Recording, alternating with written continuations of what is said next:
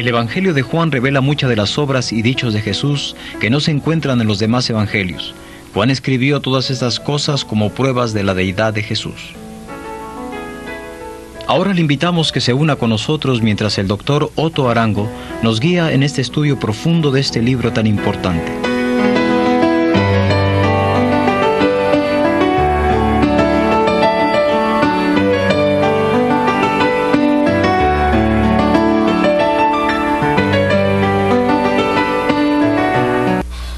Juan capítulo 5 nos presenta una secuencia de eventos en el ministerio público de Jesús a partir de su segundo año.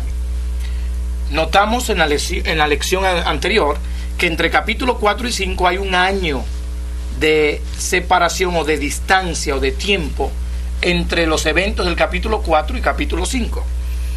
En el capítulo 5 básicamente lo resumimos en dos lecciones objetivas. Primero, el tercer milagro de Jesús, la sanidad del paralítico de Betesda, un milagro muy selectivo y exclusivo y particular de Juan, bajo el título de ¿qué hacer en medio de la frustración? Y en este tercer milagro Cristo presentó una demostración de su poder. Pero el mismo capítulo 5 también nos presenta el tercer discurso de Jesús. El primero fue sobre el nuevo nacimiento en capítulo 3, el segundo en su diálogo con la mujer samaritana en capítulo 4 sobre el agua de vida, y en capítulo 5 su tercer discurso va a ser básicamente una defensa de su persona y su autoridad. Recuerden ustedes que en capítulo 5, cuando el Señor sanó al paralítico de Betesda, que tenía 38 años, una reacción de los judíos legalistas contemporáneos fue la de murmurar y atacar a Jesús. Indiqué que el tercer milagro de Jesús en capítulo 5 provocó desde un ministerio público y popular a un ministerio privado y de persecución.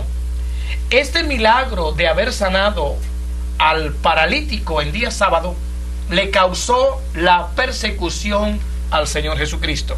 Pero en capítulo 5, versículo 17 y 18, notamos que el Señor Jesucristo afirmó: mi Padre hasta ahora trabaja y yo trabajo.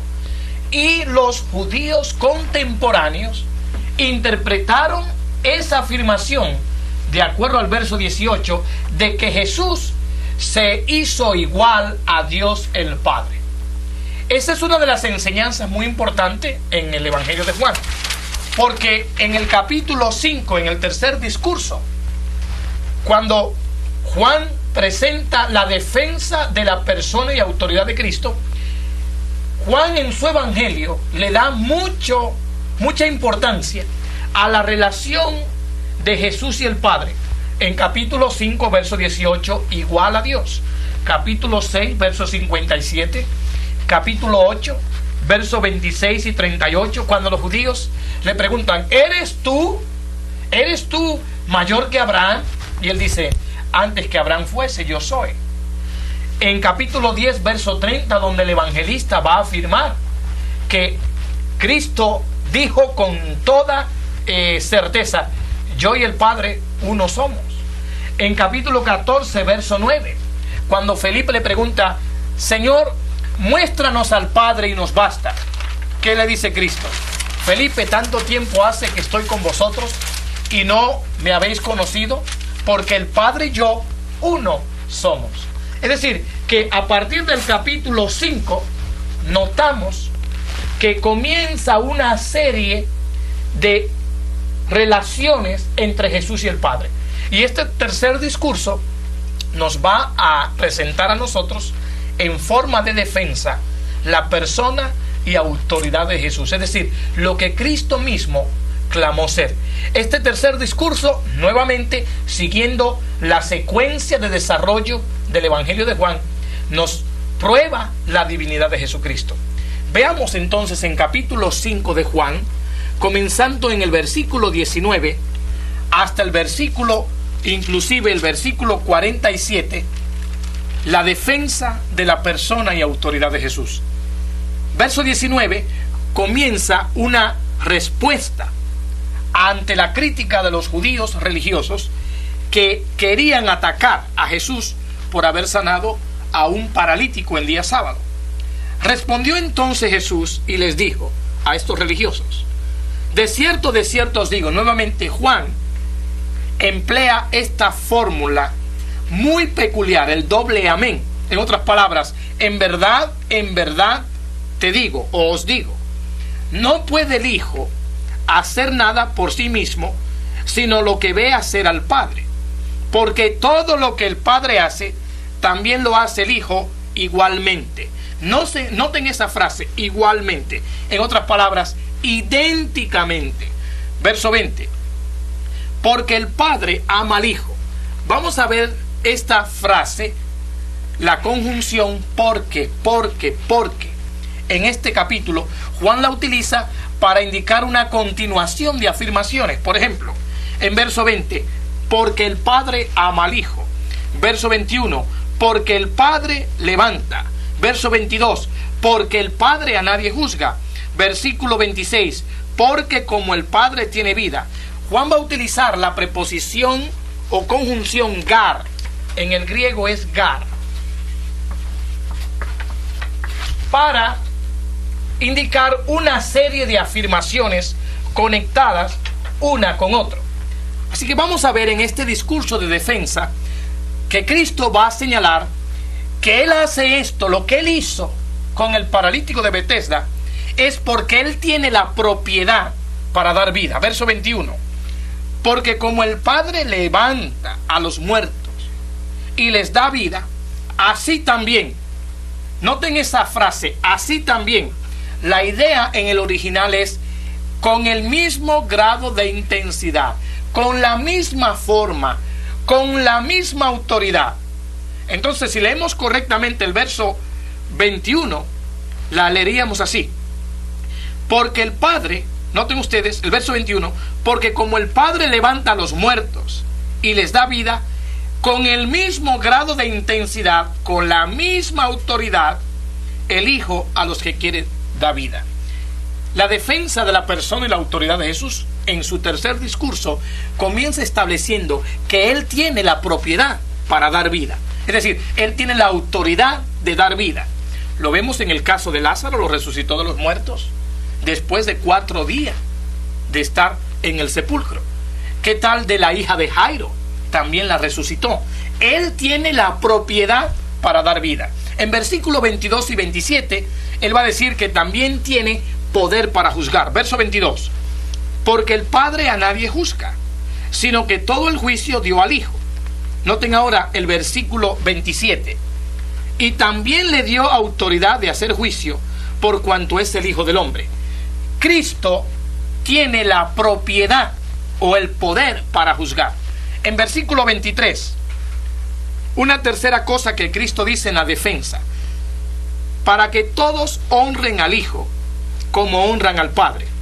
El tiempo del original aquí implica para que todos sigan continuamente honrando al Hijo como honran al Padre. Es decir, que el Señor defiende su persona diciendo que Él es también uno que participa de la misma honra que el Padre.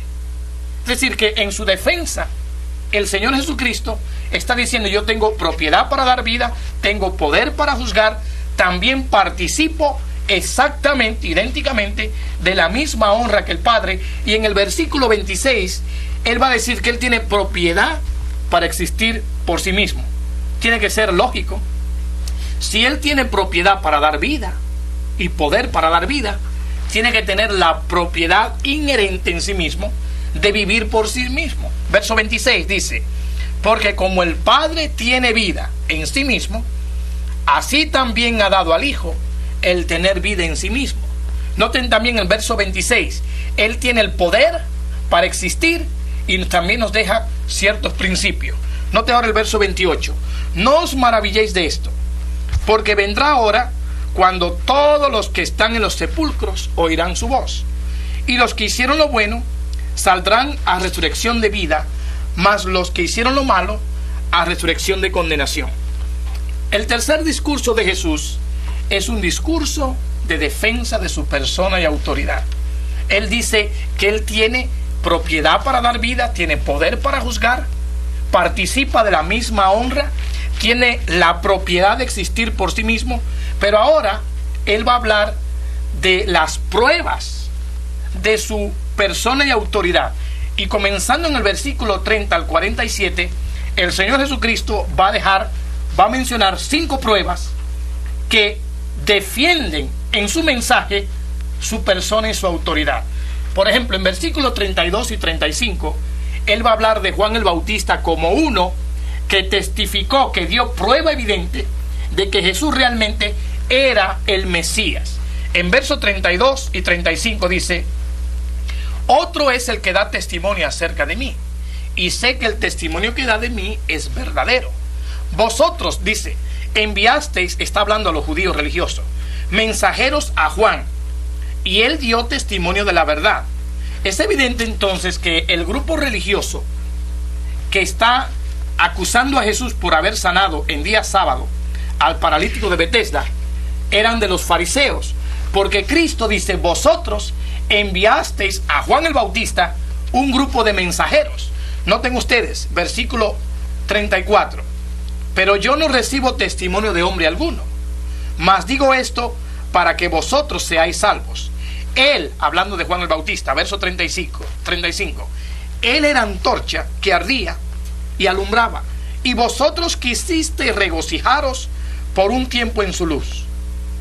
Es decir, Juan el Bautista dio testimonio, y Juan, el Señor Jesucristo, toma la experiencia de Juan el Bautista, su testimonio, para probar: miren, tengo pruebas contundentes de que yo por mí mismo no me estoy levantando, sino que hay otros que dan testimonio de quién soy yo, Juan el Bautista. ¿Se acuerdan ustedes? En capítulo 1, verso 29, cuando Juan estaba bautizando en el río, en Betábar, en el río Jordán, dijo: he aquí el Cordero de Dios que quita el pecado del mundo.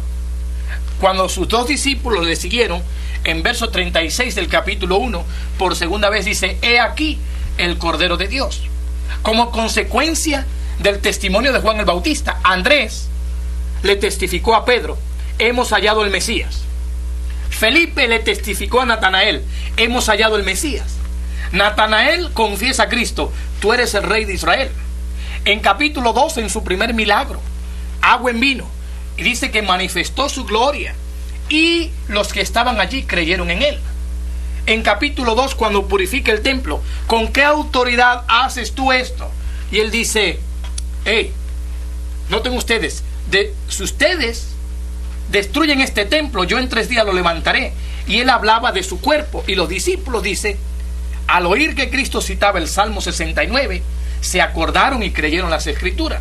El mismo Nicodemo, cuando Jesús estaba en la Pascua en Jerusalén, realizando prodigios y milagros, Nicodemo, cuando vino a hablar con Jesús, dijo: Rabí, sabemos que has venido de Dios como maestro. Capítulo 4, la mujer samaritana le dice: me parece que tú eres mayor que Jacob, eres profeta, eres el Mesías, eres el Salvador del mundo. En capítulo 4, también el oficial que fue a pedir ayuda a Jesús para que sanara a su hijo, tuvo que reconocerlo como el Señor. En capítulo 5, el paralítico de Betesda fue sanado por el poder. En otras palabras, Cristo le está diciendo: ustedes, religiosos, tienen más que pruebas contundentes de quién soy yo. Pero por aquello de que duden, déjenme remitirle a Juan el Bautista. Juan el Bautista, cuando ustedes enviaron esa comisión a interrogarlo, él habló claramente y dijo que ni era Elías, ni el profeta, ni el Mesías, sino me apuntó a mí diciendo: he aquí el Cordero de Dios que quita el pecado del mundo. En segundo lugar, el Señor Jesucristo va a utilizar una segunda prueba, y es las obras. Hasta aquí, hasta este capítulo, Jesús ya ha hecho varias obras en Jerusalén, en Caná, en Samaria, en el paralítico de Betesda. Dice: mis obras.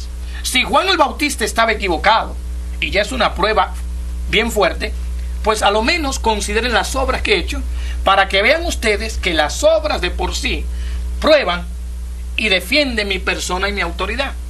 Pero por aquello de que las obras no fueran suficientes, versículo 37, el Padre mismo da testimonio de mí. Dice el verso 37, también el Padre que me envió ha dado testimonio de mí. Nunca habéis oído su voz, ni habéis visto su aspecto. ¿Dónde dio el Padre testimonio de que Jesús era el enviado? ¿Dónde el Padre testificó? Bueno, cuando Cristo fue bautizado, regresen conmigo a Juan capítulo 1.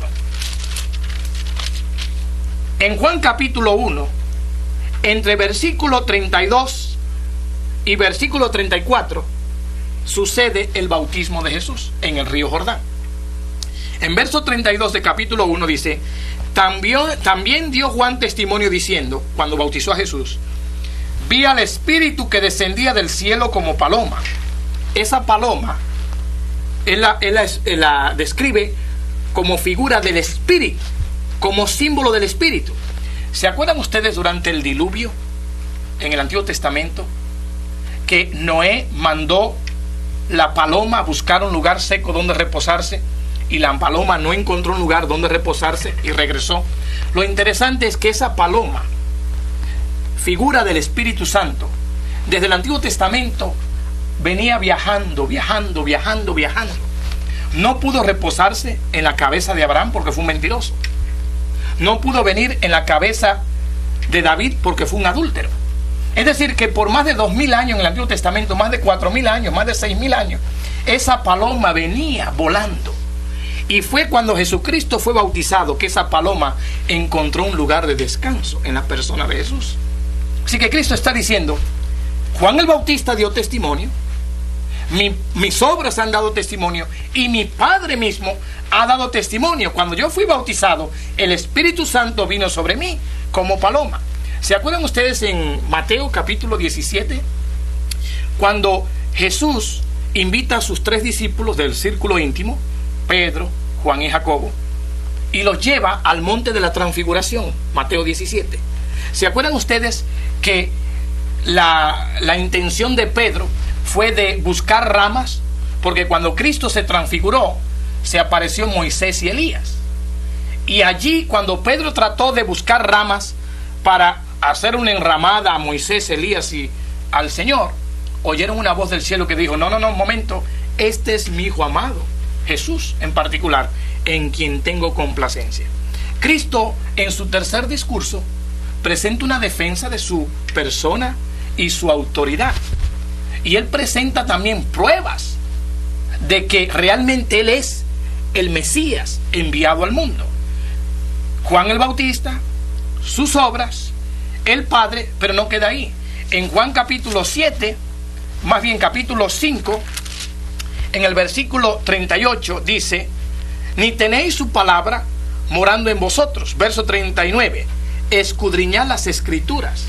La cuarta prueba aquí es la palabra de Dios. Las Escrituras en el Antiguo Testamento están saturadas de esta verdad. En los símbolos, en las figuras, en las promesas mesiánicas, en las profecías, la palabra da testimonio. Por eso cuando Felipe fue a hablarle a Natanael, le dijo, hemos hallado a aquel de quien hablaba ¿quién? Los profetas y la ley. Es decir, que las Escrituras daban testimonio de la persona y autoridad de Jesús. Y en quinto lugar, el Señor Jesucristo, comenzando en el versículo 45, se refiere a Moisés, si quiere el Pentateuco. Dice, no penséis que yo voy a acusaros delante del Padre. Hay quien os acusa, Moisés, en quien tenéis vuestra esperanza.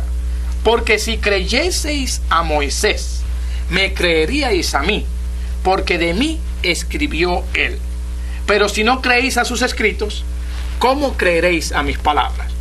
El tercer discurso del Señor Jesucristo presentó una defensa de su persona, habló de la propiedad para dar vida, habló del poder para juzgar, habló de la participación de la honra, de la propiedad para existir por sí mismo, y presentó pruebas de su poder y su persona por medio de el testimonio de Juan el Bautista, el testimonio de sus milagros, el testimonio del Padre, el testimonio de las Escrituras y el testimonio de Moisés en el Pentateuco. Muy importante, Jesucristo es Dios mismo.